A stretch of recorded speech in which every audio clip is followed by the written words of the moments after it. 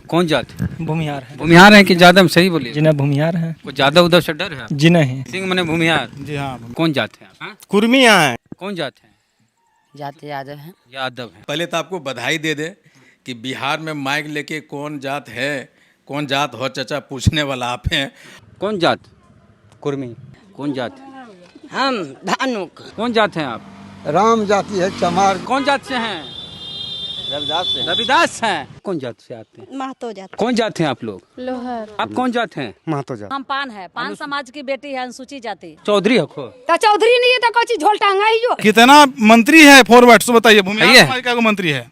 भूमिहार के कौन है आप क्या बताइए। को मंत्री है बोलिए ना आप। आपके SC ST के कितने मंत्री और विधायक बने हुए हैं? सो बताइए आप। आप सर प्रेस रिपोर्टर हैं, पूरे आबादी का अनुपात बिहार घूम रहे हैं सर। बिहार में आपने बताइएगा। भूमिहार की आबादी है कितना? 2%। हाँ तो उतने न रहेगा। ठीक है, कितना SC ST का आबादी 20%। यादव का जाति पूरा भारत में सबसे ज्यादा है अच्छा। और बिहार में भी सबसे ज्यादा है। अच्छा। इसलिए मोदी जनगणना ज्यादा में नहीं कर रहा है, कि सोच रहा है कि ज्यादा से ज्यादा होगा। और आपने इस चीज़ को एक आग लगाई और जिसकी समाप्ति आज हुई है, उसके लिए पहले तो आपको बेजी बहुत बहुत धन्यवाद। अभी आग तो और आपको जितनी गालियां आपने सही है, शायद ही इस जाति के नाम पे किसी पत्रकार को उतनी गालियां मिली होगी, लेकिन आज मैं कहूँ उस गालियों का फल आज मिला है। हमको लगता है डर से मोदी जाति जनगणना न करवा दे। क्या बात कर रहे हैं? मोदी का जो तमगा था, ये जाति जनगणना ने बिहार में तो छीन लिया है, पूरे देश में छीन लिया एक तरह से। हम पिछड़ी माँ का बेटा है। हाँ, पिछड़ी माँ का बेटा है। पिछड़ी माँ का बेटा 10 लाख का सूट पहनता है क्या? दिन में 4 बार कपड़े बदलता है क्या? चश्मा बनता है, वो जाता है शूटिंग करने जाता है। मोदी जी रात भर सोए नहीं होंगे। क्यों नहीं सोए? मोदी जी काहे? वो सोचेंगे कि भाई हमारा जो एजेंडा था उसको तो ध्वस्त कर दिया नीतीश जी ने। तो कहीं न कहीं हमको लगता है कि भगवान उनको सद्बुद्धि दे और वो जाएं बनारस में डुबकी लगाएं और वहाँ उनको ज्ञान प्राप्त हो, अब वो जातिगत जनगणना पूरे भारत में करें। बिहार में जातीय जनगणना की रिपोर्ट जारी होने के बाद नीतीश कुमार की अध्यक्षता में सर्वदलीय बैठक की गई, यानी कि हर दल की बैठक, हर पार्टी के नेता थे, जिसमें जो सत्ता में है वो भी और जो नहीं है वो भी। उस बैठक में AIMIM यानी असदुद्दीन ओवैसी की पार्टी के नेता और CPIML के नेता नीतीश कुमार से ये मांग किए कि जिसकी जितनी आबादी है उसकी उतनी हिस्सेदारी होनी चाहिए और आरक्षण बढ़ना चाहिए। SC ST OBC का आरक्षण बढ़ना चाहिए। तो इस पर नीतीश कुमार ने कहा कि हम विचार करेंगे। और इसी तरह का एक हम बात बताते हैं राहुल गांधी के बारे में। बिहार में जातीय जनगणना की रिपोर्ट आने के बाद राहुल गांधी जो हैं वो ट्वीट करते हैं और ट्वीट पर लिखते हैं कि बिहार की जातिगत जनगणना से पता चला है कि वहाँ SC ST OBC 84% है, जबकि 85 हैं। उसके बाद आगे लिखते हैं राहुल गांधी कि केंद्र सरकार के 90 सचिवों में सिर्फ 3 OBC हैं, जो भारत का मात्र 5% बजट संभालते हैं। इसलिए भारत के जातिगत आंकड़े जानना जरूरी है। जितनी आबादी उतना हक, ये हमारा प्रण है। तो राहुल गांधी का प्रण है कि जिसकी जितनी आबादी है उसकी उतनी हिस्सेदारी हो।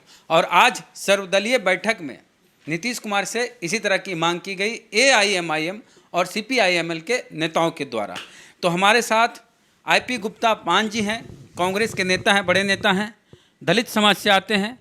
जाति का दंश है, उसी की वजह से गुप्ता सरनेम लगाना पड़ा इनको, नहीं तो जातीय भेदभाव जोरदार तरीके से होता।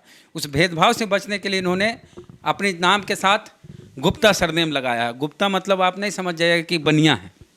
दलित समाज से आते हैं, पान जाति से आते हैं। सर, आज सर्वदलीय बैठक हुई, नीतीश कुमार से मांग की गई कि आरक्षण बढ़ना चाहिए दलित पिछड़ों का, आदिवासियों का, और राहुल गांधी भी आपकी पार्टी के जो नेता हैं वो भी इस तरह की बात करते हैं। 90 सचिव में OBC बता रहे हैं कि 3 हैं। तो क्या आरक्षण बढ़ेगा? हमारे राहुल गांधी जी ने सदन में कह चुके हैं कि OBC की संख्या इतनी बड़ी है तो उनको हिस्सेदारी देनी चाहिए। तो दलितों की हक और हकूक़ की लड़ाई, OBC हकूक़ की लड़ाई इससे जारी होने से पहले हमारे नेता राहुल गांधी जी ने बोल चुके हैं। आज जो सर्वदलीय बैठक है उसमें ऐसा प्रतीत होता है कि नीतीश की सरकार इस पे गहन विचार कर रही है और दलितों की और OBC की जो भी जितनी जिसकी हिस्सेदारी, उसकी उतनी भागीदारी के बातों पे वो अमल करेगी, ऐसा मुझे विश्वास है। यानी कि बिहार में दलितों का, आदिवासियों का और पिछड़ों का, अति पिछड़ों का आरक्षण बढ़ेगा, क्योंकि बहुजनों की आबादी बिहार में 85% है, आरक्षण उस अनुसार नहीं मिलता है। ओबीसी की 64% के करीब आबादी है, 27% मात्र आरक्षण मिलता है, तो वो बढ़ेगा। सबसे ज़्यादा फायदा ओबीसी को होगा। देखिए, अगर वो नहीं बढ़ाते हैं तो ये सर्वे कराने का कोई मतलब ही नहीं, कोई सेंस ही नहीं होगा। और दलितों की आबादी 20% है, 19 और समथिंग है, 20 के आसपास है। 19.68 समथिंग, 9.70 कर सकते, 7 कर सकते हैं। और दलितों को मिल रहा है मात्र 16%, ये भी बढ़ेगा। उसका मतलब तो यही है। और आप जिस क्षेत्र से आते हैं, जम्मू से, वहाँ तो आदिवासियों की बड़ी संख्या है, वहाँ 1.68% आदिवासियों की आबादी है। बिहार की वही एक एरिया है कि बरहट, चकाई, गिरिडीह, बेलहर, कटोरिया, बेसिक कटोरिया, जहाँ आदिवासियों की संख्या है। और मुझे उम्मीद है कि जिस मकसद के लिए ये जनगणना, जाति आधारित जनगणना कराया गया, अगर वो जिसकी जितनी भागीदारी, उसकी हिस्सेदारी अगर नहीं करती है सरकार, तो फिर इसका कोई मतलब ही, कोई सेंस ही नहीं है। अच्छा, ये तो बिहार की बात होगी सर। राहुल गांधी जिस तरह का वादा कर रहे हैं कि जिसकी जितनी संख्या भारी उसकी उतनी हिस्सेदारी, तो क्या केंद्र में अगर इंडिया की सरकार बनेगी तो राहुल गांधी के नेतृत्व में हो या किसी के नेतृत्व में, तो जिसकी जितनी संख्या भारी उसकी उतनी हिस्सेदारी होगी, जातीय जनगणना कराई जाएगी पूरे देश में? देखिए, सबसे पहली बात तो ये है कि जातीय जनगणना निश्चित कराया जाएगा। अगर हमारी सरकार बनती है, कांग्रेस की, राहुल गांधी की सरकार अगर बनती है, तो निश्चित तौर पे जातीय जनगणना होगी। और आप ये जानते हैं कि जो राहुल जी बोलते हैं उससे कभी पीछे नहीं जाते। अच्छा, अब आपकी जाति के बारे में बात करते हैं। कितनी आबादी है सर आपकी जात की? 5 जात बिहार में कितने लोग हैं? आप पहले तो आपको बधाई दे दें कि बिहार में माइक लेके कौन जात है, कौन जात हो चाचा पूछने वाला आप हैं, और आपने इस चीज़ को एक आग लगाई और जिसकी समाप्ति आज हुई है, उसके लिए पहले तो आपको बेजी बहुत बहुत धन्यवाद। अभी आग तो और आपको जितनी गालियां आपने सही है, शायद ही इस जाति के नाम पे किसी पत्रकार को उतनी गालियां मिली होगी। लेकिन आज मैं कहूँ उस गालियों का फल आज मिला है। हमारे जैसे जातियों के लोग, हम पर्टिकुलरली अगर आप कहें तो मैं खुशी भी हूँ कि पहली बार मेरी जाति को गिना गया और अनुसूचित जाति में 4थे नंबर पे आए। लेकिन मेरा मानना था कि मैं पहले नंबर पे होता। लेकिन मैं इसके लिए सरकार को दोष नहीं देता। हम पहले नंबर पे इसलिए नहीं आ सके कि हमने गलतियां की, हमारे लोगों ने गलतियां की। किस मतलब मेहनत नहीं की? नहीं, मेहनत की बात नहीं। आप जैसे कहते हैं कि नयका एससी आप है, आप बोला करते थे कि तो नयका एससी आयल हो तो लेकर आवो। यही बात नीतीश जी कहें कि हम दे रहे हैं। हम इनका इंटरव्यू पिछली बार किए थे कि आपको नई नई अनुसूचित जाति में शामिल किया गया है, तो हिस्सेदारी लेके आइए। हाँ, तो वही नीतीश जी हमको लगता है कोई हिस्सेदारी देंगे। और आप इसके बाद मत बोलिएगा कि आप आए हैं तो हिस्सा लेकर नहीं आए हैं। अब हिस्सा लेकर आ रहे हैं, नीतीश जी ने कहा ये बात। कहा तो अब ये करा दीजिए लोकसभा चुनाव से। नहीं, हम लोग लगता है, देखिए सच पूछिए। अच्छा, एक सवाल, मेन सवाल, क्या लोकसभा चुनाव से पहले बिहार में दलित, पिछड़ों और आदिवासियों का आरक्षण बढ़ेगा? देखिए, यही बात का मैं शक लगता है, मुझे डाउट होता है कि जिस नारे के साथ ये किया गया, हम दलित जैसे पान समाज के जो दलित हैं, हम बहुत ज़्यादा आशान्वित नहीं है कि जिसकी जितनी हिस्सेदारी उतनी उसकी भागीदारी होगी। मुझे सच पूछिए तो व्यक्तिगत तौर पे मैं बहुत ज़्यादा उत्साहित नहीं। मुझे डाउट आज भी है कि ये लोग होने देंगे जो सत्तासीन। नहीं होने देंगे। जो सत्तासीन है, जो प्रभावित करते रहे हैं। तो आपकी पार्टी है, कांग्रेस नहीं, हमारी राजद पार्टी है, हमारी पार्टी है। लेकिन जो दबंग लोग हैं, जो हमारे और आपके जैसे लोगों को हिस्सेदारी पे कब्जा मार के बैठे थे, वो चाहे अनुसूचित जाति के दबंग हो या ओबीसी को हो या चाहे सवर्ण का हो, वो दबंग हैं। वो जैसे चिराग पासवान जी 50% लिए हुए हैं। आप देखें तो हम 4 नंबर पे हैं। कुछ और जाति अनुसूचित जाति के हैं, वो हमसे पीछे हैं, लेकिन वो बरसों से सत्ता भोगने, और वो दबंग है। दबंग का मतलब ये नहीं सिर्फ सवर्ण है। वो हम नहीं कर रहे। अभी तक जातीय जनगणना की रिपोर्ट जारी होने के बाद चिराग पासवान का कोई बयान नहीं आया। वो क्यों बयान देंगे? उनको बयान देने से वो वही बोलते हैं जो उनके कान में मोदी जी या उनके दूत आके बोल जाते हैं कि बिहार लैंड कर रहे हो और नीतीश जी पे ये बात बोलना है। इतना ही बात बोलते हैं। दिल्ली में लिखा जाता है, उनके कान में फूंका जाता है कि इनके कान में फूंका जाता है। चिराग जी के कान में। कौन फूंकते हैं? भाजपा वाले फूंकते। क्या फूंकते हैं? अरे हनुमान है ना, तुमको भाई इस बंदर से वो बंदर पे, इस डाल से वो डाल पे तुमको उछलना है, और कौन सा डार कमज़ोर है उसी पे उछलोगे तुम। यही बात होता है उनका। लेकिन मैं कह रहा था पान की बात। हम बहुत खुश भी हैं और बहुत दुखी भी हैं। दुखी हैं हम अपने लिए कि हम 2015 में हम एससी बने, और 8 साल में भी हम उस चीज़ को आत्मसात नहीं कर सकते जैसे आप शुरू से हैं। आप देखिए ना, आप 15 दलित बने और ये वाला बद्धी बांधते हैं चिराग पासवान की तरह। अरे दलित का ये जो बांधते हैं ये तो व्यक्तिगत में आस्था है भाई। हमारे घर में 2-2 मंदिर रोज पूजा होता है, इसका मतलब है कि पूजा नहीं करना है दलित होने का मतलब। बाबा साहब क्या बोले थे? बाबा साहब बहुत कुछ बोले। बाबा साहब की बात माने आप लोग? कहा नहीं पूरा। आप बाकी जितने भी बाबा साहब फॉलोवर हैं सब की बेटा बेटी में शादी ब्राह्मण कराता है कि नहीं कराता है? तो खाली ये बांधने से होता है। सदिया रोकवाइए ना पहले भाई। सदियत हम किए, आप एकलौते ना, आप कितना कर रहे हैं। आपके जाति जिस जाति से आप आते हैं बताइए कितना प्रतिशत घर बहुत में? लोग कर रहा है अब सर। अरे कितना कर रहे नहीं, हैं? हम आप तो शिक्षित हैं, आप जागरूक हैं, आपसे बात करेंगे। अरे हम तो व्यक्तिगत आस्था की बात कर रहे हैं। हम जन्मजात हिंदू धर्म को मानते हैं और आप कहते हैं कि भाई दलित हो गए तो इसको हटा दी, उससे नहीं होगा। जेहनी तौर पे होना, खाली इसके हटाने से नहीं होने, वो सर्वस्व होना है। घर में शादियाँ रोकवाइए, मुहिम चलाइए।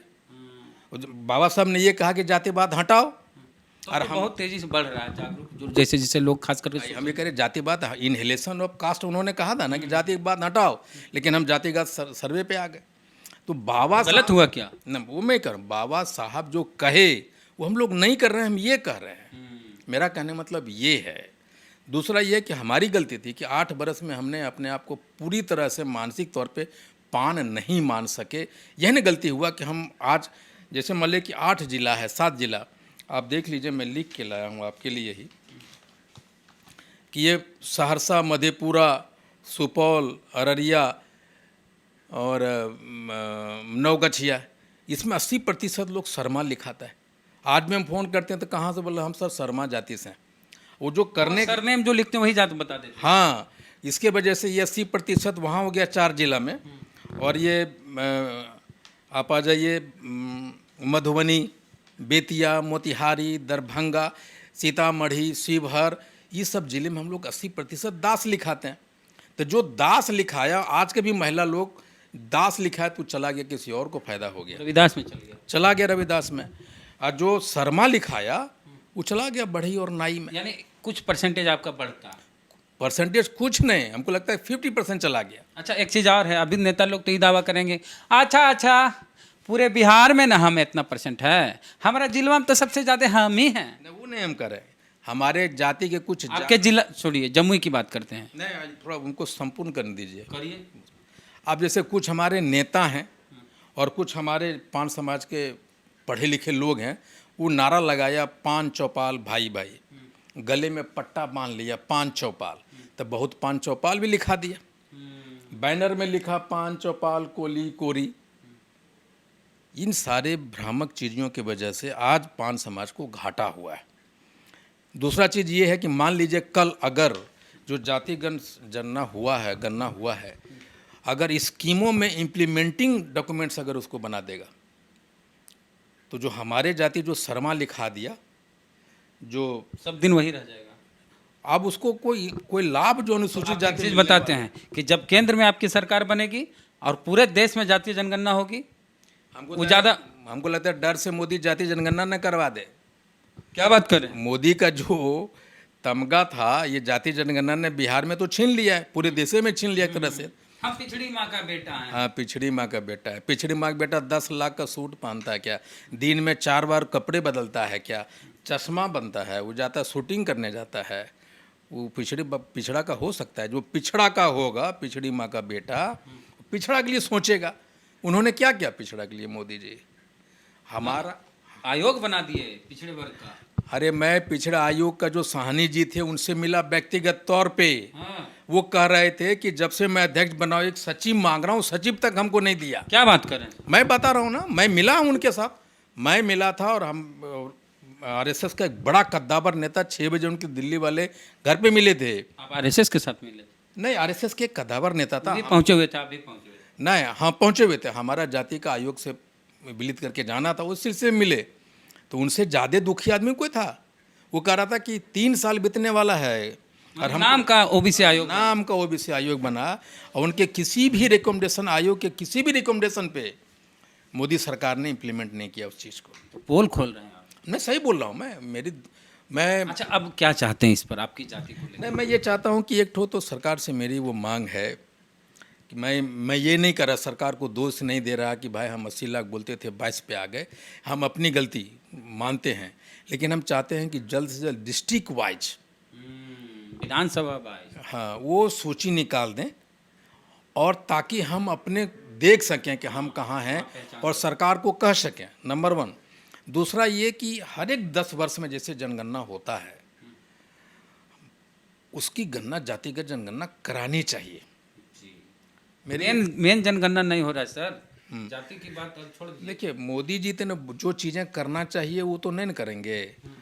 देश में अगर 2021 में होना चाहिए था, अभी तक नहीं करा सके वो मोदी जी। जो बेसिक रूटीन वर्क होता रहा है भारत में, वो नहीं करा सके मोदी जी। देखिए हर 10 साल में जनरल नॉलेज अगर पढ़ते हैं और एग्जाम देने जाते हैं कंपटीशन वाला, तो वहाँ सवाल पूछा जाता है कि कितने सालों में जनगणना होती है, तो बच्चा लोग वहाँ टिक मार के आता है कि 10 सालों में। लेकिन मोदी जी के आने के बाद अगर 10 साल वाला कर दीजिएगा तो हो सकता है कि गलत हो जाए, कहेगा कि 10 साल में कहाँ हुआ जनगणना।